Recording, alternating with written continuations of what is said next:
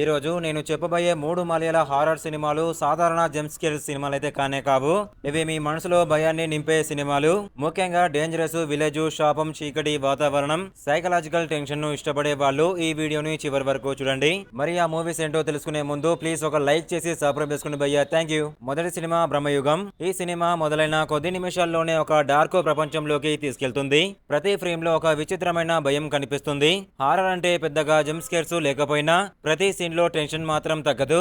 మమ్ముటి నటన ఈ సినిమాకు అతిపెద్ద బలం. Camera work, background score, lighting అన్ని కలిసి పడి ప్రేక్షకుడిని పూర్తిగా కథలోకి తీసుకెళ్తాయి. నెమ్మదిగా సాగే సినిమా అయినా చివరి వరకు ఆసక్తిని కోల్పోకుండా ఉంచుతుంది. డార్క్ ఫోక్ హారర్ సినిమాలు ఇష్టపడే వాళ్ళు తప్పక చూడాల్సిన సినిమా ఇది.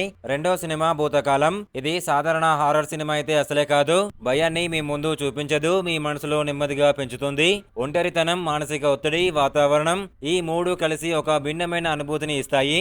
ఈ సినిమా చూస్తున్నప్పుడు పెద్దగా హడావిడి ఉండదు, కానీ ప్రతి సీను ముగిసిన తర్వాత కూడా ఆ ఫీలు మీతోనే ఉంటుంది. అందుకే దీనిని చాలా మంది మలయాళంలో వచ్చిన బెస్ట్ సైకలాజికల్ హారర్ సినిమాల్లో ఒకటిగా భావిస్తారు. మూడో సినిమా కుమారి.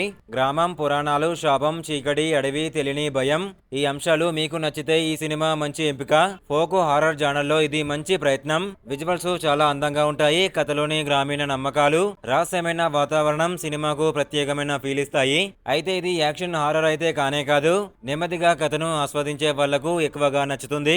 ఈ మూడు సినిమాల్లో మీకు బాగా నచ్చింది ఏది? కామెంట్ లో తప్పకుండా చెప్పండి. మన వాట్సాప్ గ్రూప్ లో, టెలిగ్రామ్ గ్రూప్ లో జాయిన్ అవ్వండి. డిస్క్రిప్షన్ లో లింక్ ఇచ్చాను, జాయిన్ అవ్వండి. Thank you.